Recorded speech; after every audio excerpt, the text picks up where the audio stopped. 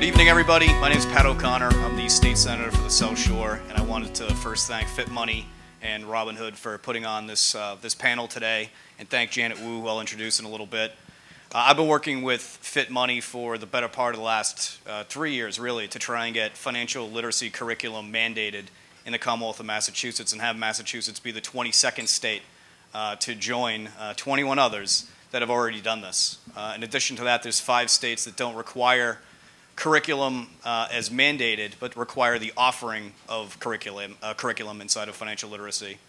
When you look at what is happening, and I'm sure we'll get into it in the panel today, with our financial markets and with the complexities that our students, when they graduate high school, what they have to deal with, where you can make investments literally on your phone. You look at the way in which currency is changing and becoming more popularized through advertisement and through celebrity. And you see the price of higher education getting to the point in which some houses in some states cost less than a 4-year education. We're going through an incredibly changing time, and I think that the best tool that we can give to young students in their toolbox of making correct financial investments and wise decisions in the future is through financial literacy. And one of the things that we're doing wrong right now has been evident in so many of the data points that we're trying to make the case of why we need financial literacy in the first place. And these are the fundamentals. These are people not being able to balance their checkbooks, people not being able to understand savings, people not being able to understand credit card debt. When you have those things already going haywire to the point that we have $15 billion in consumer debt in the United States, it might be trillion actually, I think it's trillion, and we have, I think it's $92,000 on average in debt for American citizens, and we have 4 in 10 residents that say that they can't afford an unexpected expense of over $1,000. We have a serious problem here. And the Massachusetts legislature has mandated curriculum in the past. I think that they might have seen this as an opportunity to kind of put a wedge in between some of the mandated curriculum. But I'm proud to announce that in the budget that we just passed on Monday, as well as through work that we've been able to do in the legislature this past year, we've been able to set up a financial literacy trust fund, and then we've been able to put $100,000 in that trust fund that's going to go to work, hopefully over this summer, if not this summer, during days in which they have curriculum days off for teachers. And that $100,000 is going to go to educate public school teachers in the Commonwealth of Massachusetts, as long as that school district then in turn offers financial literacy education. So even though we're not mandating it, we're doing the carrot and stick approach, where we're putting out an opportunity for educators to get a better understanding of what financial literacy is, and in turn we're getting those schools to agree to mandate financial literacy education, and hopefully we'll have, at that point in time, best practices that have been set up, as well as the opportunity for school districts to show that this is working and the data points to back it up, and then we can use that to further our push into making financial literacy curriculum mandated in all of our schools. So with that said, I wanted to introduce our moderator for today's panel, and it's WCVB anchor and reporter Janet Wu. I first met Janet back a few years ago when she moderated a panel at the Professional Firefighters of Massachusetts that I took part at, and I know that she does an amazing job. Janet is an Emmy award-winning political and investigative reporter and is the co-host of WCVB's On the Record, which I watch religiously, along with Ed Harding. It's a great show. It really is. They ask the tough questions, and they're really one of the only true shows that focuses on state politics as much as you do, and I appreciate that. She's been a reporter here in Boston for 47 years. She knows our state and works to make it better each and every day, on and off the camera, with her contributions. Ladies and gentlemen, Janet Wu. Thank you very much, Senator. You know, I've been doing this for almost 50 years, and I think that's the first time an elected official has ever introduced me. Usually, they're running in the opposite direction when I approach them. So this is an honor. It's a moment in my career that I will remember for quite a while. Thank you very much, Senator. And thank you to Jessica and to FitMoney for asking me to join this conversation. It really comes at a very opportune moment in my own personal life. I recently became a grandmother, so I'm learning all about the new parenting skills and all the parenting tools that are available today that were not offered back when I was a parent back in the 1980s. And I think this topic, this conversation, I think truly fits into that whole realm. But to be honest, I really didn't do a deep dive into any of this until I spoke with Jessica, and she asked me to do this panel. And I read quite a bit the last couple of weeks, and I think there were so many statistics, so many pieces of information out there, but there were two things that really struck me and that really sort of grabbed my attention. Only about 1/3 of U.S. adults have enough savings to deal with an emergency, like, if you have to suddenly go to the emergency room or if your car breaks down.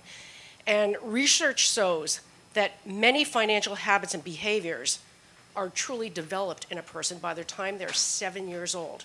Now that is startling and it's scary. And nobody knows these facts better and what's behind these facts than the folks here that are joining me up here on this panel. And so instead of me reading some boring introduction on who these people are and what they've done, I thought maybe what I'd do is ask you to sort of introduce yourself, explain who you are and why you are here today and what brings you to this mission. And Brandon, I'm going to put you on the hot seat first and let you go first, okay?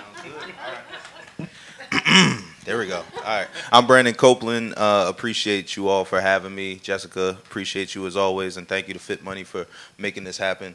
I am a NFL player, going in my 10th season in the NFL. I played here with the Patriots, not in any of the good years, unfortunately. I think I kind of tanked us a little bit. But it was a building year. Yeah, building block. We need to get Mac Jones, right?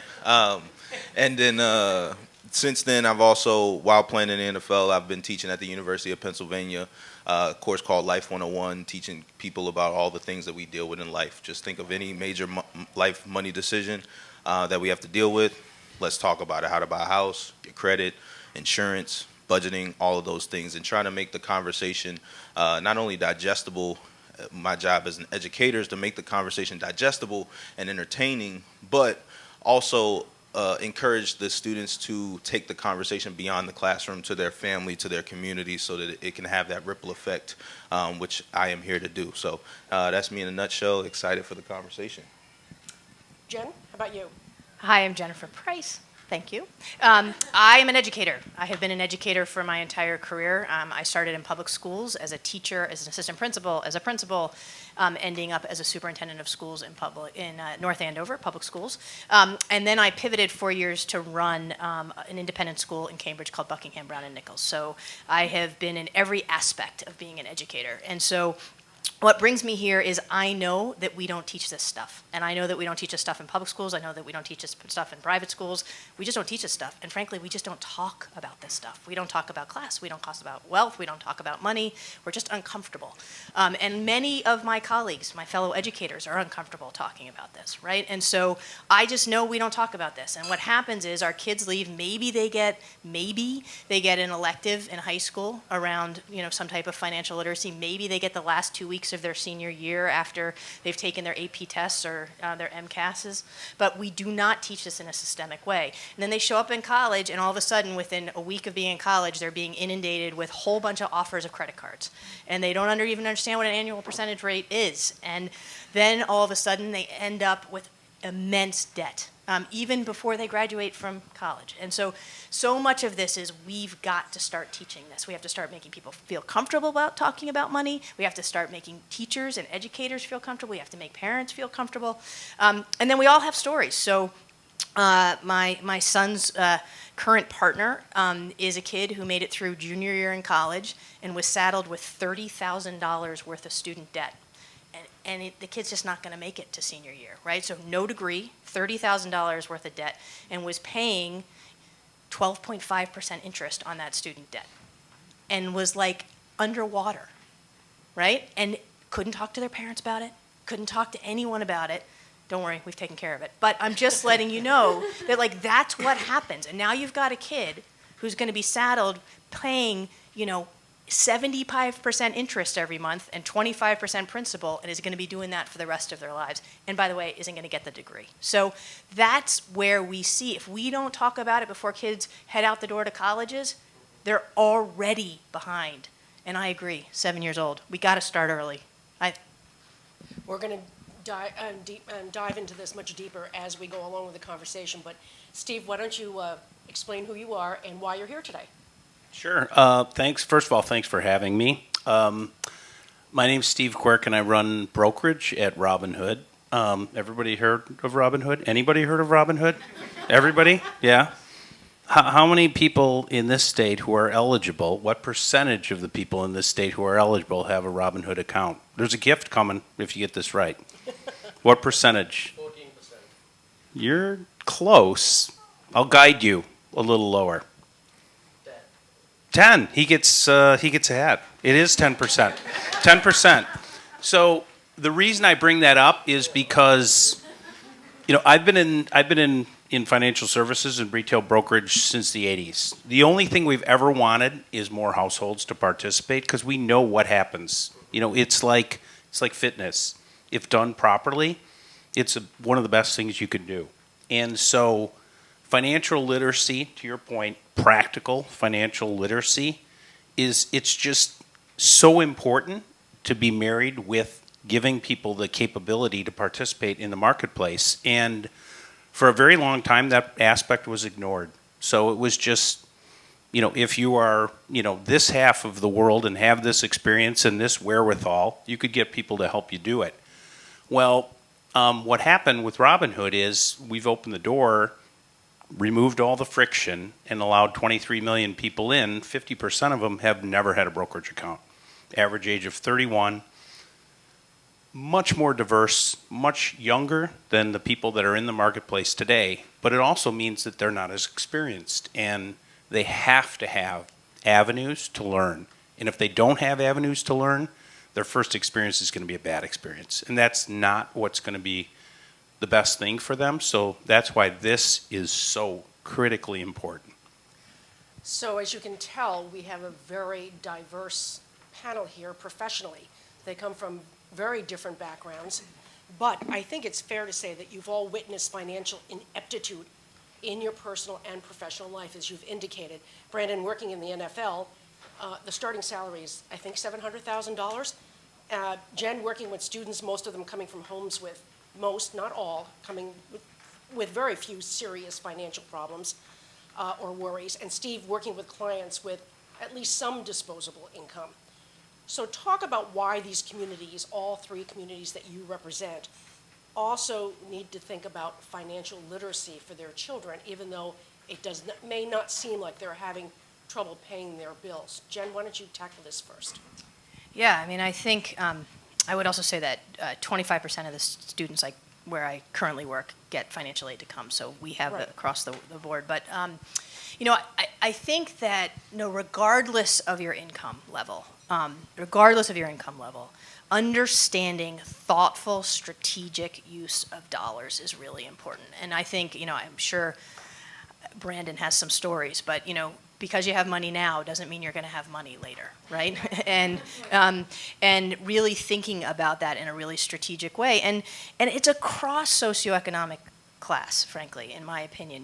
We have families that I currently work with where these kids need to learn the value of philanthropy and what does it mean to use their dollars thoughtfully, and in their family dollars thoughtfully and doing that in a targeted way. And then we have other families who are trying desperately to figure out how they're going to do college. Because in private schools, and Brandon's actually a product of an independent school in Baltimore, we don't give loans. We just pay for school for you, right? But then all of a sudden you're leaving pre-K to 12, whether it's public or independent, and you got to pay for college. And you all of a sudden get your financial aid, but are you looking at the difference between grants and loans and what rate and which ones are federally funded and which ones aren't? So it doesn't really matter where you stand. Having the basic knowledge of financial literacy allows you to make really strategic, smart decisions. Steve, what can you add to that conversation? It's, the best. I was fortunate enough to attend a conference and listen to Sal Khan speak about the Khan Academy. And first of all, he's very charismatic. But second of all, what he was talking about was amazing. It was amazing. Basically, he was talking about, he was talking about education broadly, but you can apply it to financial literacy. It's the ultimate equalizer. Doesn't matter where you came from. He was describing people in orphanages in China that were able to lift themselves out because there's free education available. And I just think education knows no borders. Financial education, financial literacy knows no borders. So again, to your point, Jen, I can have $1. I can invest with $1 today and start that journey that you didn't used to be able to do that. So now if I know how to do that, I can slowly build wealth the way that people, used to be able to do, who had much more wherewithal in terms of both the education, the assets, the access to all these things, and it's amazing. We just have to press on it. So Brandon, $700,000, all of a sudden, this person is making large money after coming out of college. What are the mistakes that you've seen, and what are the pitfalls many of these players fall into? Yeah, so I think, one of the examples I always use is there's not too many things in life you do for the first time and you do it right? The first time you get on a bike, you're going to fall, right? The first time I tried to throw a football, I'm sure it looked terrible, and after coaching and people encouraging you, right, then you eventually get the swing of it and hopefully it goes well. The same thing happens with our money, right? A lot of us, we come into the NFL or any type of money. I see it with my college students as well too. Obviously, the students we have, we prepare them a little better because they take the class, right? But you come into the NFL and you're bulletproof. You're literally a superhero. I just had dinner with my group, the group we were training with all summer yesterday, and one of them's a rookie out of Boston College, and he talked about one of his favorite feelings right now is going back home and all his little cousins looking up to him and everything like that. And so one of the mistakes is one, really thinking that financially you're bulletproof, really thinking that it's hard to tell a young 21, 22, 23-year-old that, hey, you're making $700,000 this year and you're potentially not going to make it next year because your knee may pop or something else may happen. It's also hard to tell that 22-year-old who's been working their entire lives, investing their entire lives to be in this situation, to not go to dinner and to not pay for their friends and family and all those people that look up to them. So I do think that there's the egregious mistakes that we all see on TV, the cars, the homes, and all of that stuff. But there's also some of the mistakes that we might register as mistakes on paper, but they're really there's good intentions behind it, right? But it's just you haven't been trained or educated about how long your money, what's your run rate, what's your burn rate as an individual, and how to prevent other people and those good intentions from putting you right back in the place you were a year ago, And I think that obviously the education is something that can help with that over time. And I think also the other thing is, like you said, starting early, starting at 7, is you want to equip your children. Well, I'll talk about me. I have 2 kids. I want to equip them to not mess this up, right? We still have a lot of work to do to get where we want, and Daddy has his own goals and all of that stuff, and we're just warming up. But what am I doing if I'm looking down after I've passed here and my children, I haven't equipped them with the information to be able to live the life that they want and create the life that they want. And really, for me, financial education is about the X's and O's. It is the playbook, but it's also, more importantly, it's about being able to be confident in your money decisions, right? I want my children to feel confident that they can enable certain purchases, enable vacation, enable certain decisions, right? And I don't want them to walk away from the closing table of a house like I did on my first home, damn, did I just make the biggest mistake of my life? I don't know what I don't know what all this documentation means, right? And so I think obviously the education can help with that, but there's certain mistakes that I feel especially having younger children, right? As much as you tell your kid, don't touch the stove or don't do this, they have to do it and they have to learn, right? And that's something that I'm realizing as I'm educating college students and also athletes as well. But I think that obviously equipping them with the right financial education can prevent those mistakes from being disastrous, from being $700,000 to $0 or to being in debt and then having to work yourself back out, right? If you can prevent those mistakes, hey, I blew $100,000 instead of $700,000 my rookie year. Well, now you have a chance to potentially elevate and move. Learn from your mistake. Exactly.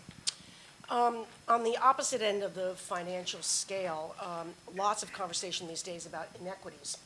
And when it comes to race, gender, sexual preference, but underlying just about every inequity, I believe, are economic inequities, and you've all sort of touched on that already.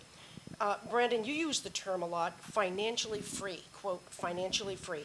How does financial literacy help close the equity gap? You've talked about it a little bit here, but dive a little deeper into that. Yeah, it gives you power, right? It gives you, again, a bit of mental confidence. And so I'll take my mom as an example, right? If she would have had a better financial education and understood how to manage her money better, then maybe she doesn't feel like she has to put up with a boss that she doesn't like, for example, right? Or maybe she's able to invest, and instead of always having to work 2 jobs or work another job to feed her 2 husky boys. We were eating her out of house and home. Sorry, Ma, right? Maybe she would have been able to invest and put her money to work for her, so she would have been able to stress less and, again, enjoy some of the fruits of her labor. But I think that, one of the things that I'm seeing, the beautiful thing about Robinhood and the beautiful thing about this time right now is that more and more people are aware of investing, right? And so now you got people aware of this, and now it's like, okay, well, how do you surround them with the tools and the resources that they need to be successful at it, right? The final example I'll give, a couple weeks ago, I was in Mississippi at a family reunion, and, I was playing with my son, and it was funny that my uncle was like, man, I wish my daddy played with me like that, but he was too busy working and doing this and doing this and doing this. And, well, again, we have that opportunity to give other people that education so that they can enjoy what they've been working extremely hard for. And when you talk about inequities, what our ancestors have worked extremely hard for. And Steve, the difference between investing, as Brandon has described it here, versus buying a lottery ticket, thinking that that's your future. Do you face and see that sort of trying to teach some of your clients or teach some of your folks the difference between the two? Yeah, there's a. Sorry, this is not. You can hear me. Thanks. There's a. This is going to sound bad. There's just a terrible narrative that sort of exists over the last couple of years that these are all young, stupid kids that don't know what they're doing and they're going to lose their money. It's really sad that that's the narrative that they're met with. Like, all we've wanted to do is have more people participate, as Brandon was just talking about. You have your money work for you while you're working, and it can be really empowering. But the financial industry, the parts of the financial industry that want to manage your money is there to tell you that you can't do it yourself because they make money managing your finances. That's really what all these young people are walking into. So we're trying to ensure that they understand. And by the way, data helps, because what we share? Data about how they're doing. They're not doing as poorly as the people like to tell them and like to tell everybody. Oh, they're all getting killed. They all bought GameStop and they all bought AMC. That's not what they're doing. It's a tiny fraction of what the overall customer base is doing. So it's really powerful to just expose that data and say, you know what? The hedge funds that were selling the airlines in March of 2020, you know who was buying them? The retail clients. Look at the price of those stocks right now. I'm sorry, I think your narrative is not correct here. And that's really powerful. And because you're basically empowering all of these new participants to participate. And you know what? If they do it slightly different manner than Warren Buffett, who in the hell cares? The guy's 90 years old. That's like having your grandpa teach you how to break dance. You know what I mean? Like, come on. Kids should be able to do it however they want. They have a long investing journey. If they make some mistakes, as Brandon said it early, make them small. They're going to have a long investing journey and be really successful. So, it's really it really saddens me that we don't welcome them in and say, hey, how can we help you? As opposed to saying, oh, you're doing it all wrong. Turn your money over to me so I can earn 1% and, basically do exactly what you were going to do anyway. Hey, I bought Apple. Oh, well, he bought Apple for me and he charged me to do it. So I think we've made a pretty good case here for why financial literacy is important. So let's drill down a little into the specifics. How do you make it happen? As we all know, dollars for schools are very precious. There are political battles, heaven knows I've been covering it for decades, over how much should go where is constant, it never stops. And very few people argue about the basics, that math, science, history, language are at the top of the list of priorities. But then when it comes down to art, physical education, music, Jen, how do you make the argument that financial literacy is as important, if not more so, than perhaps this, I don't want to call it the second tier because they're so important to the development of a human being, never mind a child. But how do you make the argument that financial literacy has to be included, and how hard is it to get it incorporated into a school curriculum? You've taught in public schools and private schools. Is it equally as difficult?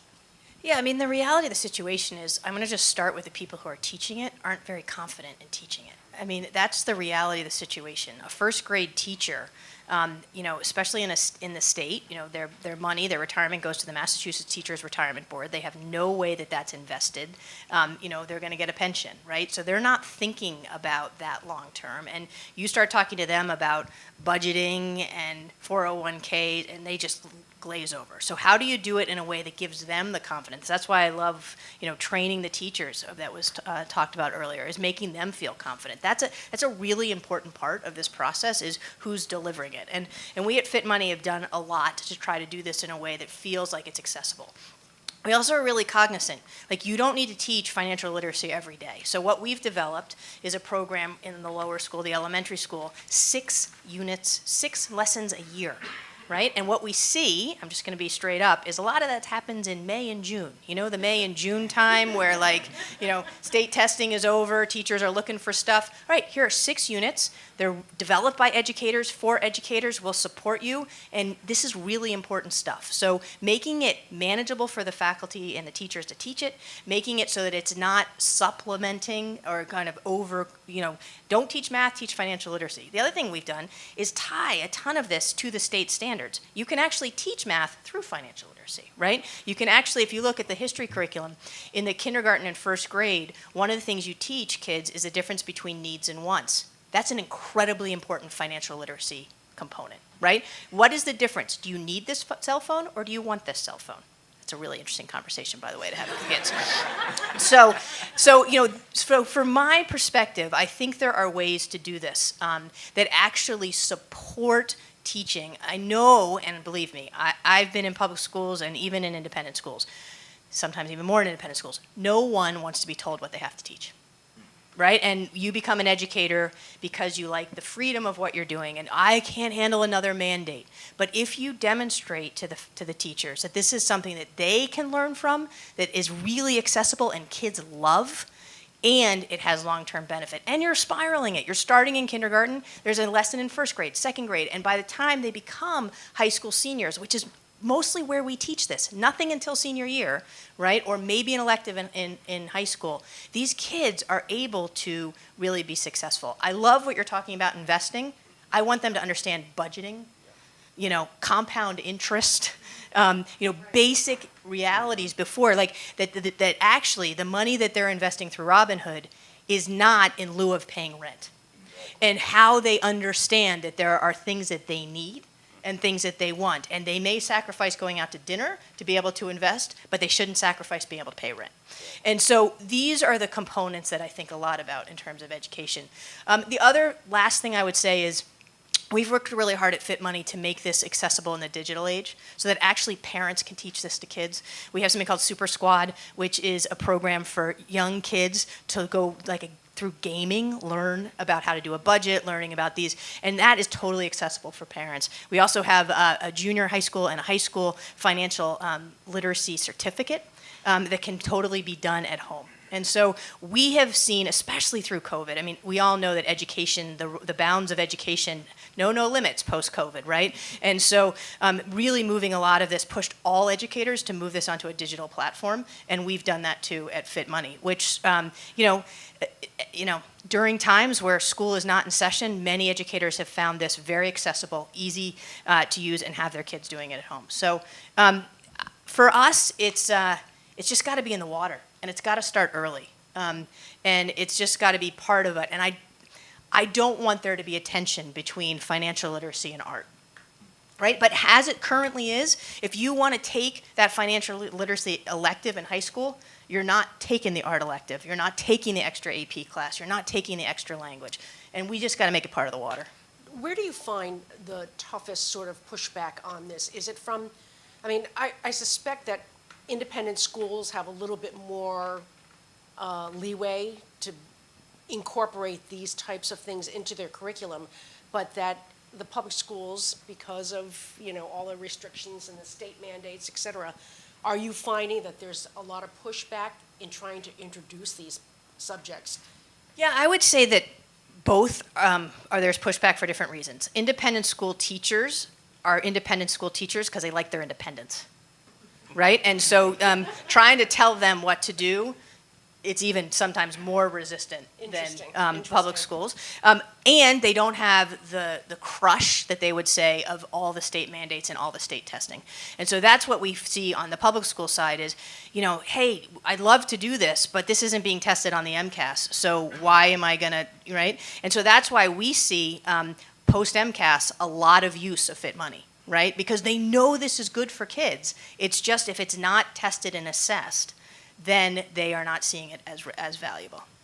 Having gone through FitMoney's website, I can tell I learned a lot, especially if you want specifics on, like, for example, a curriculum for a 4-year-old. Correct. I would encourage you, if you haven't already, if you're not already a believer, to go on there and take a look, because it really does give you specific examples of how a 3-year-old or a 4-year-old can understand the basics. And this is what makes a 7-year-old actually more equipped, a 7-year-old has been exposed to this, more equipped to deal with life than the college, high school senior who's going to college, who's never been exposed to any of these things, and as you gave the example, is suddenly bombarded with credit cards and applications, and they're thinking, oh, free money. So I think that is, I was amazed at the examples of things that you can teach and what you can offer that kids can understand even at the age of 3. What do you do with the gift that grandma gives you at Christmas because she didn't get you a gift and gives you a $25 check? Do you go buy ice cream, or do you buy some ice cream and actually save it and open a savings account? That decision alone at age 5 could make a huge difference in your life. Interesting. One of my analysts on my political show has young children, and he was telling me about an app that he introduced to his children because, he allows, they don't have a cell phone, but they have like a little thing with it. I don't even remember the name of the program. You guys are probably familiar with it, but they get like $2 a week for, doing their chores. Yes. Then they can make a decision as to whether they want to put the $2 towards something in the future, or if they want to run down to the store and buy, spend a dime on candy or something like that. Do you find that these things are helpful? Do you find that they are appropriate, or do you think they could be misused? Yeah, I mean, I think the most important thing is that your colleague is having those conversations with their kids. I think so many parents don't talk to their kids about this stuff. I want to protect my kid from understanding that I'm struggling to pay the rent. I want to protect my kid from, let them be a kid. The fact that someone's talking to the kid about saying, okay, you have $5 and you have choice, right? That's the most important thing. And if there is an app that is doing that, that's great.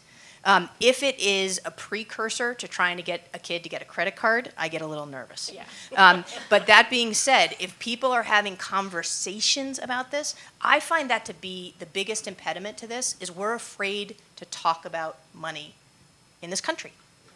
And if we could talk about it across differences, across race, across ethnicities, it would make a huge difference for our kids. Do you see your children being taught any of this in school, or your children are young, 3 and 8 months, so I don't think the 8-month-old is quite ready for Yeah, so being very honest, my son just started school 2 weeks ago, and he hates it.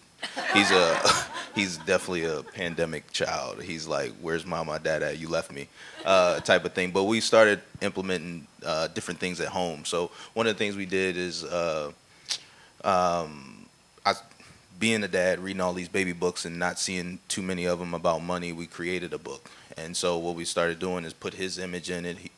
My oldest son, he has a YouTube channel. He loves seeing himself. I will admit, I might be setting him up for failure. Not gonna lie, but I figure worst case scenario, we look back on the memories, years from now and laugh. But the book is called Money Is My Employee, and so he gets to see himself, and he has dollars coming out of his hands turning into little workers and things like that, and going to work for him. So we're starting to try to have those conversations early. I have a twin niece and nephew who are 8, and what we actually recently did for them, we played the quiet game, and we didn't know how good it was going to go. I'm not going to lie, the kids just too loud. You're like, all right, who can be quiet the longest? You get a couple dollars, right?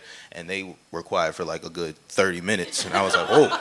All right, we're gonna have to keep playing this game. But we ended up giving them, I ended up giving them $50 each, and then starting their investment accounts. Yeah, I was feeling good. It was probably a weekend. I'll be quiet right now. Yeah. But so we started investment accounts for them right that night, and so I literally sat down and, hey, what's your name? What's your middle name? Right, and we literally walked all the way through it, and the next day we started picking out, okay, hey, you like wearing Nike shoes. Okay, well, let's look at the stock. What does this mean? What does this mean? It means it's down for the day. And just so I'm literally experimenting. That's what I tell people in my class. I'm literally sharing as I go, and we're experimenting now. But my nephew will come over. So speaking of what Jen said, so we gave him the 50 because we wanted to see what his decisions were. So my wife calls him twice a week and says, hey, do you still have the 50? Or what'd you spend it on? One of them, I think he went to the mall and spent 20 on something, and bought a gift for a friend, actually, which I was like, that's a good friend, but listen, man, hey, he's not gonna be your friend in 5 years. You got high school, but just let him be a kid, right? Then you said let him be a kid, and but anyway, just starting to see some of those decisions so that we can actually have those conversations. But I also do understand that we're in a different place, right? So how do you, some kids and some students in our class, we had, I remember our first year we had a young lady who both of her parents were doctors, doing extremely well for themselves financially, and our homework assignment was go home and ask your parents about their retirement plan. And she said her parents looked at her almost like, why are you asking me about this stuff? What are you trying to do? Like, they probably pushed their drink away, like, you trying to set me up, And so she just felt uncomfortable having those financial discussions at that age. She was a senior in college at that age with her parents. And so again, it's just like, I think we got to make the conversation more digestible. To kind of piggyback off of your original question, for me, I understand that there's different reasons why school systems don't want to incorporate financial education.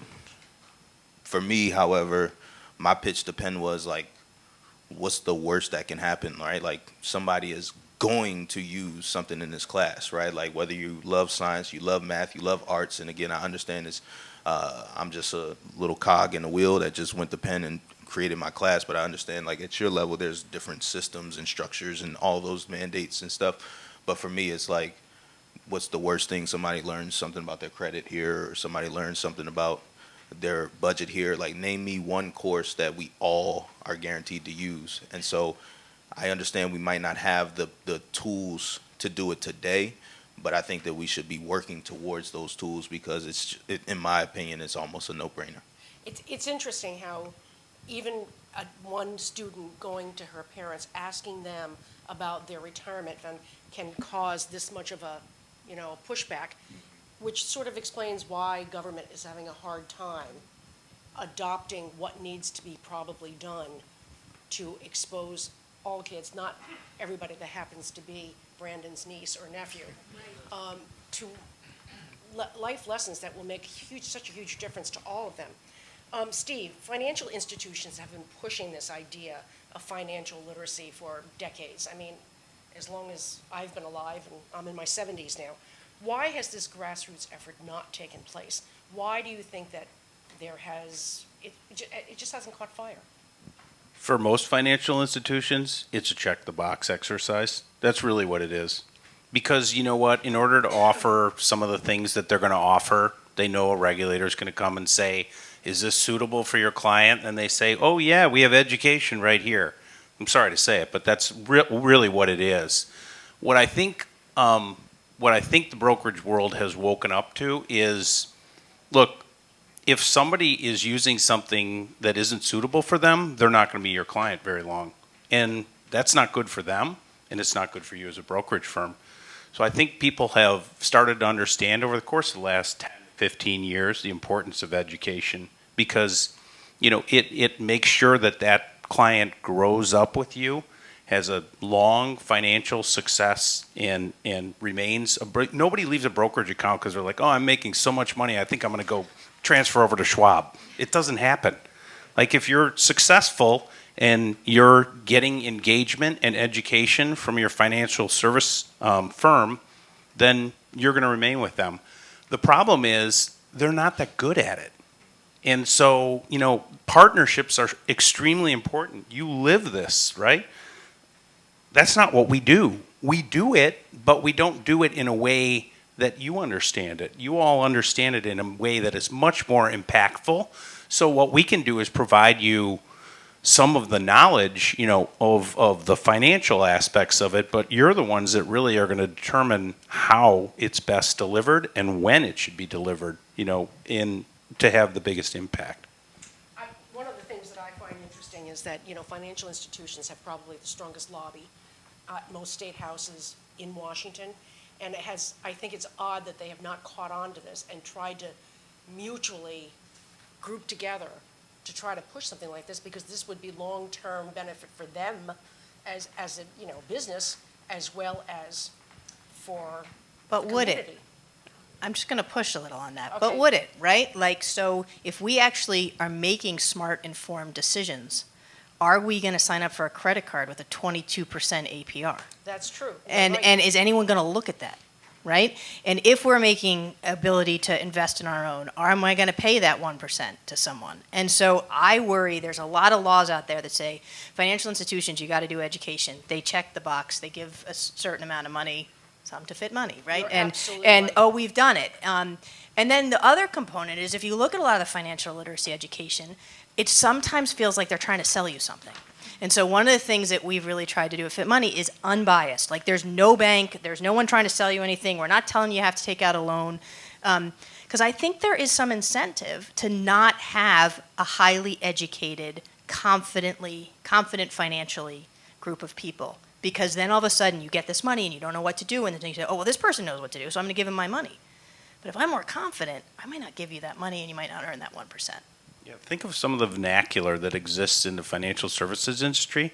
It's meant to intimidate. Like, these are not terms that you wouldn't use these terms if you want people to easily understand what you're talking about. Oh, you send your order to a dark pool and there's a high frequency trader on the other side. What? It sounds like Darth Vader. Like, what? Like, wouldn't you just say, I routed my Apple order to an exchange?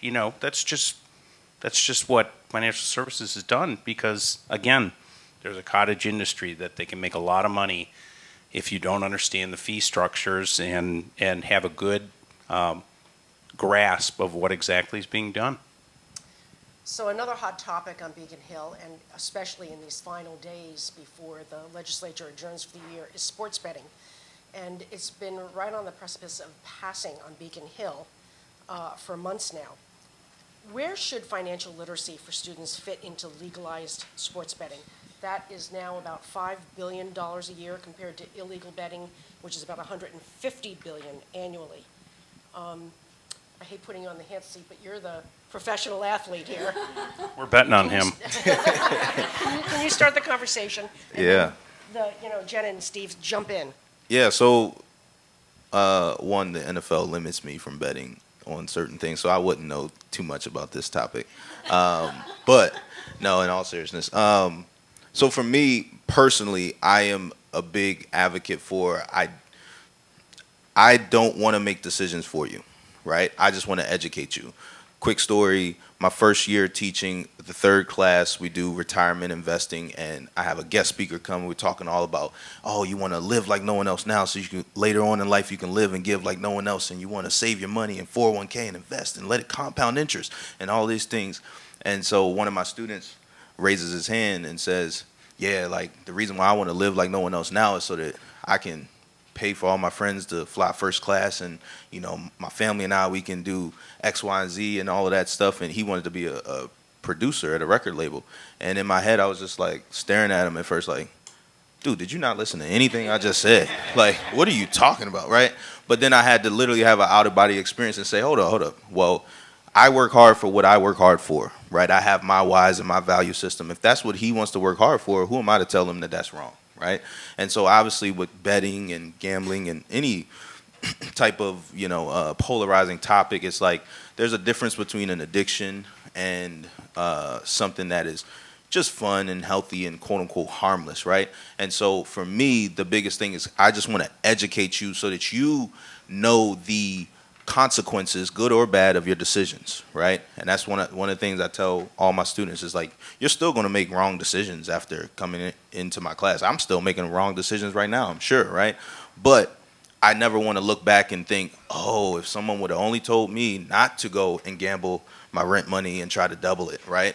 Or someone would have only told me this, right? So our job, or my thought process in terms of the relationship with financial education and betting is like, they're separate beasts to a certain extent. The education is the education, right? What people do with it is up to them. But you, as an educator, have done your job of giving you all the information so that you can go live the life that you choose to do so. What's the relationship, Jen, in your mind? Yeah, so I see this very simply back to the question you talked about with education. I think we should have part of any gambling in a state pay for financial literacy within the schools. I think it's really simple, right? Let's just put some percentage of whatever dollars are associated with that, and that's how we pay for financial literacy. And, I don't have ethically all those things. Again, I just hope they're not gambling the rent money. But I think this is a very easy line to connect. We allow legalized gambling and betting, and we then pay for financial literacy. It seems simple to me, but of course something that's simple probably is not going to happen. Well, there's a history of this. I mean, when we first introduced the lottery in this state, Correct. there was a certain percentage that had to go towards programs for people that had gambling problems. And so this is just an offshoot of that idea. And as a public school superintendent, a lot of money went to cities and towns out of the lottery that we were able to use really strategically to help our cities and towns. We can do the exact same thing here. A lot of the money went to schools, Exactly. Thank you. in that sense. Steve? There is a little bit of an intersection, though. Like, yeah, I think Brandon brought it up. Like, if you part of if you get into financial literacy and the education that comes once you really become competent, there's a lot of probabilities and math involved, and that's the same thing on the sports side. So there's an intersection there that you just can't ignore it because, I see the younger generation, they're doing both. And you don't want to say, of course, you're not going to wrap a retirement plan or plan for your child's college education around gambling and sports betting. But you can use some of the same principles from investing in that world as well. And that intersection exists whether we want it to exist or not.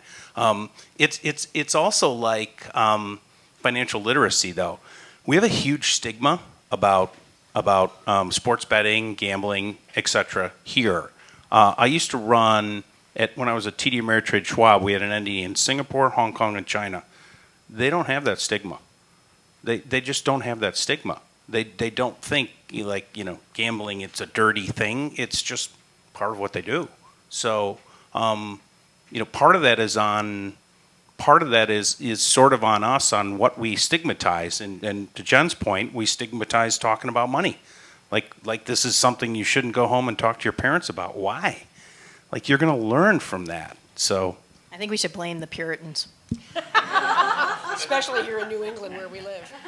So we want to throw it open to some questions, but I do have one last question for the panel, and it's a subject that a lot of people, I think, feel is wrapped in mystery, and that's cryptocurrency. And, should this be part of the financial literacy for students, maybe not the 3 or 4-year-old, but, I'm having trouble as an adult wrapping my head around cryptocurrency. But do you think this is part of the financial literacy because is it the future? I mean, is this something that our children and our grandchildren are going to have to deal with? And Steve, you probably have the best understanding of crypto out of all of us, which is not to put anyone else down, but this is your area. It is the future. It is. You can't ignore the future. It's coming. It's not that we're picking one individual asset that we think is going to be the most successful. It's the capabilities behind it that are just going to. They're already changing. The intersection's already there. And so it would be foolish to ignore it. Again, I'm not sure you want to put that curriculum in schools at a very young age, but if you just go look at, we have 23 million clients. 60% of them have purchased a digital asset. 60%. So 12 million still hold them right now. There's probably, we call it a third. A third of the 23 million are hardcore, this is the future, true believers. A third are crypto curious. They invest, but they know that this is the future, so they're going to put 5 or 10% of their portfolio in it because they're pretty certain that this is where the world's going. And a third of them won't touch it. And that's cool. Whatever they want to do, we're going to support. But we have to teach on it because it's an unknown asset class. So it's even more dangerous than something like a stock, which has been around for many, many years. And it's somewhat understood. This is not well understood, so you really got to teach on it. I want to be in that class, Crypto 101. There's a lot of classes. I bet you there are. Okay, let's open up for some questions. Anybody? Just speak up. I can give you a microphone if you want it, or if you don't want a microphone, you can just get up and scream. Yeah. I don't need a microphone. I think I'm loud enough. But this is my husband Chris, and we have a young daughter, 10 months, so close to your age, and we don't all have an Uncle Brandon. So Jen, I'd love for you to touch on a little about what FitMoney is doing to empower the parent to be able to share these knowledge points with our kids, because I think it's important. I think a lot of this is cyclical. You've got to break the cycle at some point, and we can talk about high school. Die-hard college football fan, that's obviously changing big time. Go Tigers, big LSU fans. But, but even before they get there, right? Like, you want to make sure these kids have what they need, to feel confident going into that world. So I'd just love to know more about what FitMoney is doing to help the parent as well. Yeah, and I think we started this organization 8 years ago, and one of the principles was trying to get every parent to open a 529 for their kids. Like, even that simple. Open a 529 for your kid. We incentivized any parent within the districts we were working in. We gave them $50 to help them open a 529, right? Just something that simple. There's actually, the state of Maine does it. When you're born, you get a 529. They're just getting parents to think about saving for their kids, I think, is really important. A lot of this is also, Brandon, I love your example of sending the kid home to ask the parents, because we have our kids go home and talk to their parents about a budget. Like, can you imagine what that conversation could be like? So just getting and educating parents and saying, like, this is what's happening, and having workshops for parents, like, we're going to do this, and we're going to talk about this in your kid's classroom. If you're not confident in this, let us help you. Let us help you think about that. We have financially fit certificates. Parents can do those too. There is no shame in not knowing this stuff. And so I think it's really important for parents to understand that they are part of this conversation. And again, back to some of the simple things, like open a 529. Right? Even if there's not going to be, and everyone gets nervous. Well, if I open a 529, I'm going to get less financial aid. Okay, let's have that conversation, because it's not true. So that kind of approach. I would add, if you don't mind, like you had mentioned earlier, I think like parents feeling ashamed sometimes of like talking about the different financial decisions or what's going on behind the curtain, right? Like you want to protect your children. But I would almost encourage you to obviously once your child is older, right, to incorporate them into those conversations, right? Obviously there's certain things that you might not necessarily want to expose them to, but for me, well, you guys are a Boston crowd, right? So Bill Belichick, right? Bill Belichick, he's one of the greatest coaches of all time, if not the greatest coach of all time. Tom Brady, one of the greatest players of all time, if not the greatest of all time, because they train and they pressure test themselves throughout the week. So Bill Belichick was one of the first people I know that, I remember we were doing field goal versus field goal block. And I'm about to get down in my stance, and Bill just blows the whistle, and he waddles out there and just cussing and all that stuff, and he literally grabs the trainer and he takes a bunch of water and he pours it all over the ball. Then he picks up some mud and throws it on the snapper's hands, and he throws it on Jake Bailey, our long holder, our holder's hands as well. And he said, that's what it's going to be like on Sunday. Now kick it, right? And he walks away. So when you're incorporating your children into some of the real life decisions that they have to make now when they're faced with it in real life, and hopefully they're all in an amazing financial situation, but even if you're in the best financial situation in the world, you're still going to have to make decisions. Okay, do we put money in this account, or do we invest it? Do we put money here, or what do we do, right? And so incorporating them into those decisions can get them to start to understand, like you said, the difference between needs and wants, but also just more importantly, seeing mommy and daddy making those decisions, right? That just helps them. It might carry with them later on in life, and you might not even realize it, but just opening up the books. Thank you. Any other questions? I know there must be others back there. Don't be shy. Yes, sir. I have one. So you all made a very compelling case for why this is important. I personally am also doing this before, but I've been working with Scala. What would people who don't believe it's important say why it doesn't make sense to do this at scale everywhere? Right? Like, what are the arguments you've made against? Because I find it hard to imagine what the arguments would be. I'm curious to know what you collectively have heard. Another mandate. I mean, seriously. And I'm an educator. I ran schools. I was like, okay, you're going to do civics education now, and then you're going to have to do this, and you're going to have to do this. And like, at some point, we're taking the art out of teaching. It's becoming completely compliance. And if you are somebody who gets into this work as an educator, those moments that are unscripted are some of the ones you live for. So how do you do this in a way that it's not just another mandate? You're making us do this. Why aren't the parents doing this? Why do we have to continually take on things that others aren't doing? And so if we require financial literacy in the state, then we're going to have to, not do the arts or not do the music, because there is only so many hours in a day, and you just continue to mandate for us. That is what we hear from the education side. And quietly, our teachers don't feel prepared to teach this. And that can be scary and overwhelming. So how do we provide the appropriate financial education to our teachers that, frankly, is going to benefit them and their kids? Let's be honest. Yeah. All right? Like, I worry.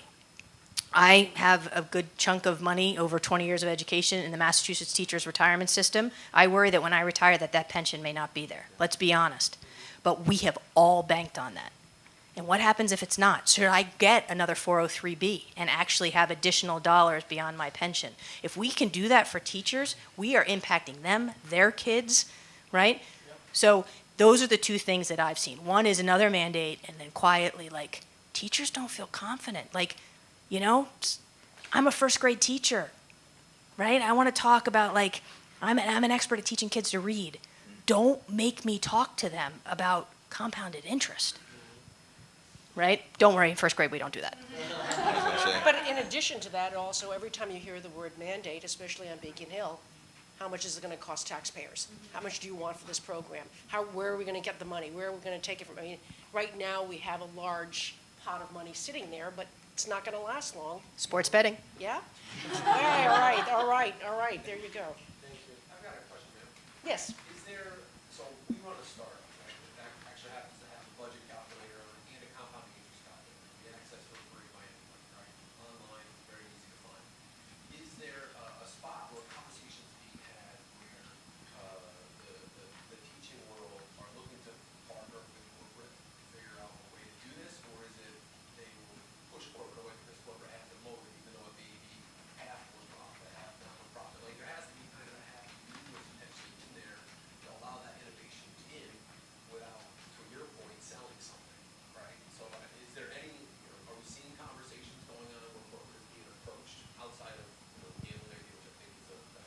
think any three of you could possibly answer that. Anybody have an answer on this one?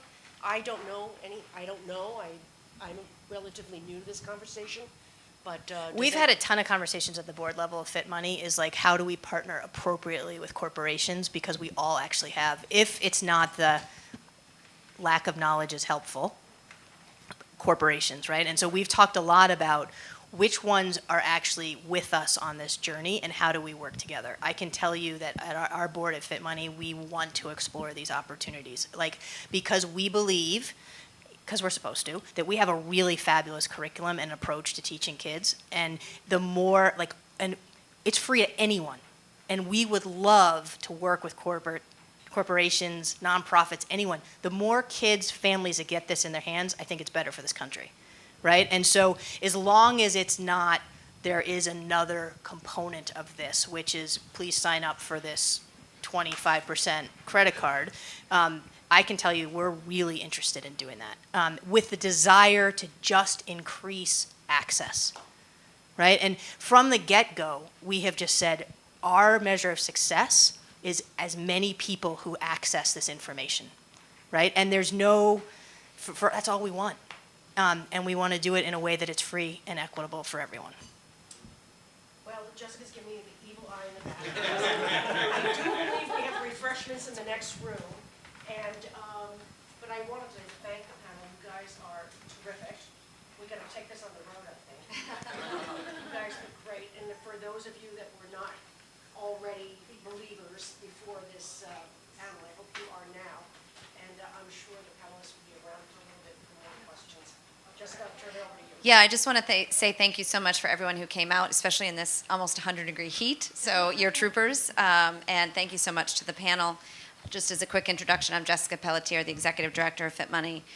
There's pamphlets in the back. Yes, we do. It's not as hot as when you first came in, so there is refreshments and some past hors d'oeuvres outside. But thank you all so much, and for your great questions. And Janet, thank you so much. Brandon, Steve, and Jen, really appreciate it.